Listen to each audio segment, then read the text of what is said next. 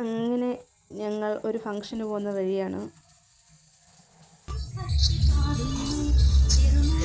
അതിനിടയിൽ കിട്ടിയതിൻ്റെ കുറച്ച്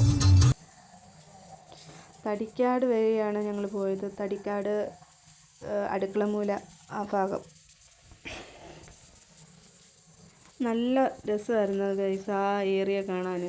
വീഡിയോ എടുത്തു തരുന്നത് കട്ടായിപ്പോയി. നല്ല വയലോര പ്രദേശമൊക്കെ ആയിരുന്നു. നല്ല ഭംഗിയായിരുന്നു കാണാൻ. അങ്ങനെ ഞങ്ങൾ പുനലൂരെത്തി.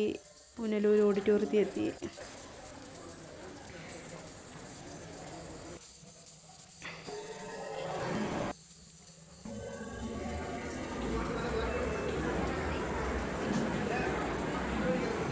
അങ്ങനെ ഞങ്ങളുടെ ചെറുക്കൻ വന്നു.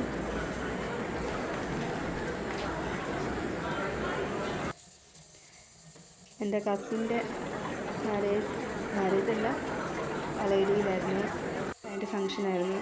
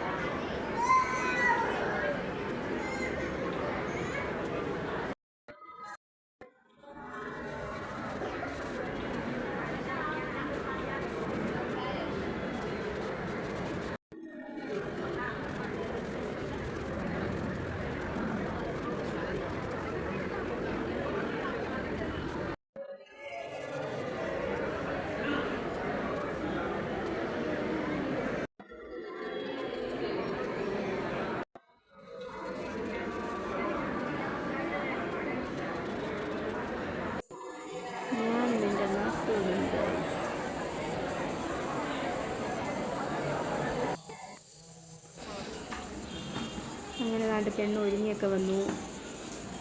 ഇനി ചടങ്ങുകളൊക്കെയാണ്.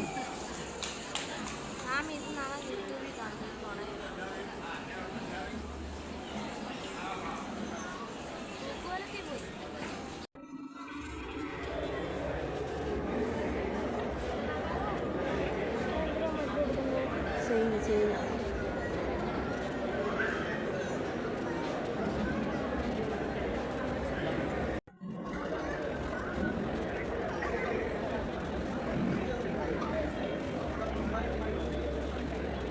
അങ്ങനെ അതെല്ലാം കഴിഞ്ഞ് ഞങ്ങൾ വെളിയിലോട്ടിറങ്ങി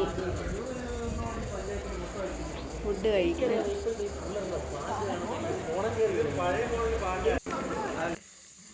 അങ്ങനെ നല്ല സൂപ്പർ ബിരിയാണിയായിരുന്നു. അങ്ങനെ കഴിച്ച് അതെല്ലാം കഴിഞ്ഞ് നേരെ പത്തനാപുരത്തേക്ക് വെച്ച് പിടിക്കുകയാണ്. ഇനി അടുത്തത് ഒരു പാലുകാച്ചുണ്ട്. അന്നേരം അതും കൂടെ കഴിഞ്ഞിട്ട് വേണം വീട്ടിലോട്ട് പോകാൻ. അങ്ങനെ അവിടെയും കയറി. അവിടെ നിന്ന് ഫുഡൊന്നും കഴിച്ചില്ല കേട്ടോ. ബിരിയാണി ഇന്ന് തന്നെ വയറ് ഫുള്ളായിരുന്നു.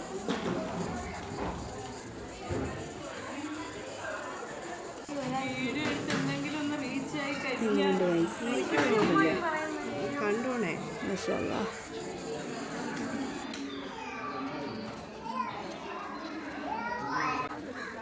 അങ്ങനെ അതെല്ലാം കഴിഞ്ഞ് നേരെ എൻ്റെ അമ്മാടത്തൊക്കെ പോയി.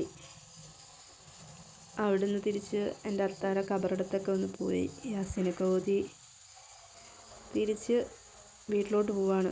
നല്ല അടിപൊളി മഴയെന്ന് വെച്ചാൽ എന്തോരം മഴയാണ്. അങ്ങനെ എല്ലാവരും ഒന്ന് സപ്പോർട്ട് ചെയ്യണേ.